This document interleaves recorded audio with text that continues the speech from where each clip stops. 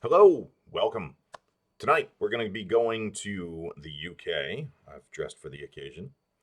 And we are going to be looking at the NHS.UK website talking about symptoms of MS.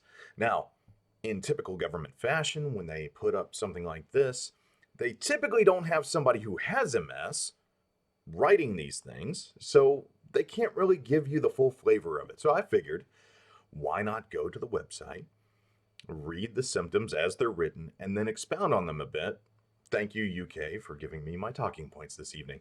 Now, they've got about a dozen symptoms here listed. There are more than that for MS, but we're just going to go for the first three. We're going to do these in order, so we're doing the first three.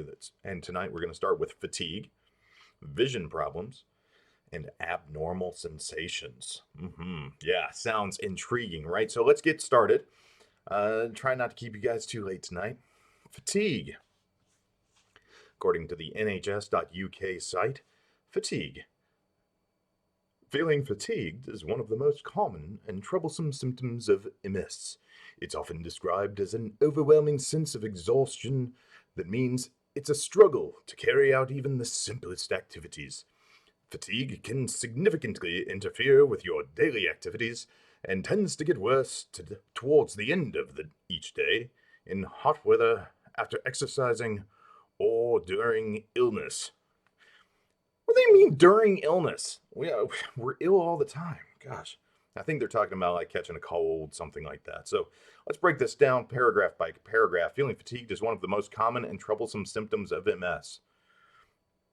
That's a good thing. That means it's not a good that you've got it, but if you've got a friend that has MS, odds are good right now that you're learning about one of the big symptoms they have, which is fatigue. It's often described as an overwhelming sense of exhaustion. That means it's a struggle to carry out even the simplest activities. There is so much that they don't have detailed here. It's really impressively bad. An overwhelming sense of exhaustion. Okay, so let's break this down. Fatigue. Uh, Gosh, imagine something that, let's say you're doing a normal activity. Let's say you're lifting this thing I've got laying here, and it weighs like 20 pounds, and you gotta work for it a bit. Imagine you're working for it a bit like you normally would, but now imagine that some kind of weird energy vampire is sucking the life out of your muscles ever so slowly in the background as you do it. And you do that, you know, throughout your day. You're picking up this, picking up that, and that energy vampire is just sucking away, sucking away, sucking away. Before you know it, by the end of the day, you feel like you've run 500 miles. You've been on the exercise bike. You feel like you've gotten no sleep throughout the night before. You're just fully. It's not exhaustion. It's having the energy that you would normally have robbed from you throughout the day to where you are shocked every day, or gosh, every hour, when you reflect on just how tired you are from doing normal activities. Think of it like the difference between going for a run and going for a run in sand. Think of it like the difference between trying to carry a stack of bricks from one end of a room to the other versus carrying a stack of bricks from one end of the room, or one end of a pool at the bottom of the pool to the other. It's just an added resistance to the day. It's not like it feels heavier until towards the end of the day when it does start feeling heavier. Like, wow, this is heavy. Why is this heavy? It shouldn't be heavy. All right. I think of, yeah, I think you got the idea there.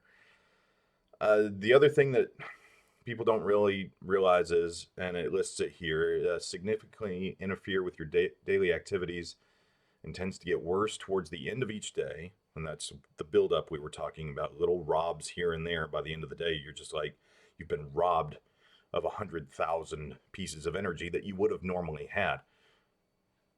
In hot weather, we talked about this in an earlier episode, as heat goes up, as core temperature goes up in any given medium, When electricity is trying to pass through that medium, resistance has also gone up. That means that it is harder for the signal to get down the path of the wire to the from one end to the other. So like the battery to the motor. In our case, it's the brain spine to the limb or, appendage that we're trying to move. It's harder for the electricity to get there, and it tends to leak out more in the leaks that we have. Leaks being lesions for those who are first-time viewers. After exercising, well, now you've done both. You've done efforts where the energy vampire was robbing you, and you've risen your core temperature so that electricity is not moving as efficiently as it should be, and it's leaking out, and now you're spending more energy to get that energy down the wire, and you're asking for it with exercise, but it's absolutely critical, because if you don't exercise, then the contributing factors such as weight gain and depression and things like that start coming in, and they'll really knock you for a loop. What else did it say? During illness, like we're not sick all the time, but I haven't run into that. I'd love to hear from somebody who has run into that. I'm sick, and I'm extra sick because I have MS, and my body's fighting the sickness, and it's expending more energy to fight the sickness because the energy vampire is robbing. I don't know. I can't speak to that. From what I can tell, I've had MS for most of my life, so I don't know what being sick without MS would be like. I will say I do have man flu occasionally, and it is a serious illness. Moving on. Vision problems. Around 1 in 4 cases of MS, the first noticeable symptom is a problem with one of your eyes. This is called optic neuritis, is the technical term. Again, we're going from most to 1 in 4. 1 in 4 is still a good percentage. That means that odds are, if you've got a friend that has MS, they're likely struggling with a bit of optic neuritis. But, again, 25%, it's iffy. As always, if you're a friend that's trying to learn more about MS right now, or a family member trying to learn more about MS right now, start by asking your friend who has MS what they struggle with and what they're comfortable with sharing. There's nothing wrong with that, because at least then when you speak to it, they know you listened. Vision problems. So this is another one that I too get to share in. How do they butcher this? Some temporary loss of vision in the affected eye, usually lasting for days to weeks. Now, thankfully, I haven't run into that. I will say what I do run into is, it's like looking through a foggy lens sometimes. It's just like somebody put Vaseline on the lens of my camera, and you think, it's like when you got something icky in your eye and you keep trying to blink it away, and then it's not like if I can just stare hard enough through it. Oh, no. Yeah, it's like that. It's foggy. One of the ways that they are able to measure this is with something called the evoke test, where they measure the time it takes for your eye to see signal and transmit it back to your what's it called? The optic. And it's the nerve center in the back of your brain that translates the signals from the eye to the brain so that you know what you're seeing. Oh, help me out. Somebody help me out. It's the optic thing. We'll get to word finding later. But yeah, so it measures the delay from your eye getting the signal and sending that signal to that processing area in the back of your brain. And if there's an excessive delay, then they know that it's having to fight through some things to get through the brain that it wouldn't normally have to fight through. Most people don't have to deal with that. What else we got? Color blindness. If you're colorblind and you're watching this right now, please do not think that you have MS. Matter of fact, if you have any of these symptoms, please do not come away from this going, oh, he listed this. It might be MS. You don't want it. You don't want MS. Talk to doctors that you trust. Eye pain. Yeah. Yeah, it's weird. It's kind of like for people that have migraines. Migraines are a great example if you've got true, proper diagnosed migraines, not just like really bad headaches after a harsh night of drinking.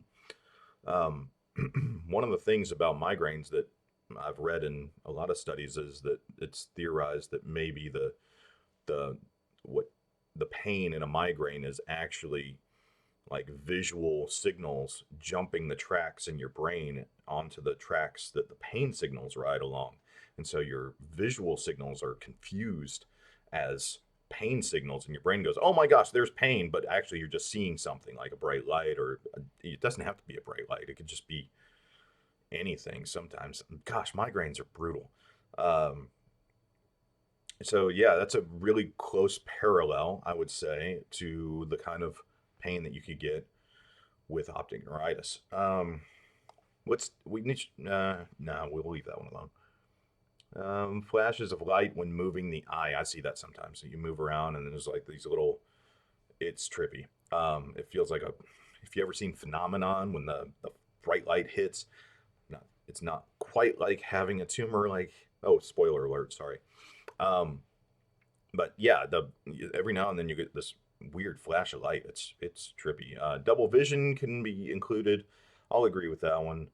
I mean, I can't disagree. Clearly, it's the NHS. They've found these studies. It's that the problem is, it's like, well, yeah, but double vision. How did you isolate it to only MS causing that? Involuntary eye movements, which make it seem as though stationary objects are jumping around. I have not run into that. That is going to be interesting if I ever do. Um, I feel like they're missing something here, but I can't quite say what it is. I mean, I will say the fogginess thing, it's not there all the time. It comes and goes, kind of like any of the other symptoms. It's kind of like a muscle spasm. It's a corrupted data signal that is getting more corrupted based on however you're feeling at the time, your core temperature, stress levels, that all of it comes into play. All right, so last one for tonight, the interesting one: abnormal sensations. Hmm. According to the NHS.UK site, abnormal sensations can be a common initial symptom of MS. This often takes the form of numbness or tingling in different parts of your body, such as the arms, legs, or trunk, which typically spreads out over a few days. All right. Oh, gosh, what they're not saying about this. Uh, let's put it in layman's terms here. It's numbness. It's your foot's asleep. Different stages of your foot being asleep, right? Um, sometimes it can be heavy and numb, and poor signal. You're not getting good sensation. The receptors are not acting right. They are. They're just not sending the signal and it being received right. So your foot will feel fat. Now, I tend to have this in my arms and my hands. Other people have it in other things. I've also had it in my leg. I had about 2 or 3 weeks at one point where it was kind of like sciatica, where there's pressure on the sciatic nerve and it is causing extreme pain, and then of getting that sleepy feeling. And the pins and needles thing that people talk about with your like a limb that's getting blood again after it's been choked off. It's asleep and now it's waking up and now it just tickles like crazy, and it's all these pins and needles. And sometimes they can be sharp. It can be like jumping into a giant icy ocean. Um, it's like little knives, or it can be really intense. Yeah, so yeah, that tells us about the numbness and the tingling. Um, really, that's it. Wow, they've missed so much. Oh my goodness. Does it talk about? It doesn't even talk about. Oh my gosh. So This is trippy. I can be walking down the street and it feel like it's raining on me sometimes. There's not a cloud in the sky. And no, it's not a bird or something peeing on me, okay? It's my my skin, the nerves in my skin are talking to my brain and they're saying, I don't know, wind. And my brain is hearing rain. And it's like sometimes it feels like your arm is like somebody poured a cup of water on it. It's really trippy. And you look down and you're like, "Oh my gosh. Oh. Oh no. No." And I mean, obviously I know it wasn't a bird peeing on me because I check. I'm not just going to assume it's not that. Never assume it's MS, by the way, until you rule out other things. Just MS is usually the last thing I try to blame things on. Just maybe that's a bad idea.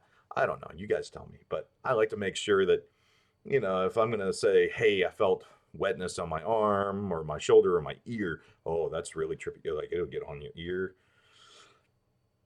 I'm going to check and make sure a bird didn't poop on me before I shrug it off and say, oh, there goes that goofy MS again.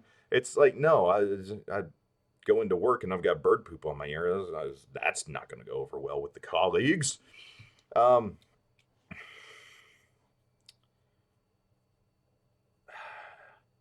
else? It doesn't talk about the burning sensations that you'll get because some people they feel like they've got heat on them. Some people feel like they're getting scratched. I've seen some people. This is one I've experienced lately. Is that sometimes physical touch feels more like sandpaper than it does just normal touch. Um, I mean, there's all kinds of wow. They just paid lip service to this symptom. Anywho, there you go. 3 symptoms. We've dived in a bit. By that, I mean I have rambled a bit about some extra personal insight I have into each of these symptoms. NHS.uk, if you'd like me to draft something for you, I'd be happy to add to this, maybe assist, maybe interview some other people. Is that it? I think that's it for tonight. Yeah, it's been 17 minutes. We got a little longer than I had hoped, but you know what? Maybe next time we'll try to do 2. Just 2. We got 2 good ones for next week, so I will say that. But if you go to nhs.uk, you can read ahead. Have a great night. Thanks for watching. Thanks for listening. Thank you for supporting this.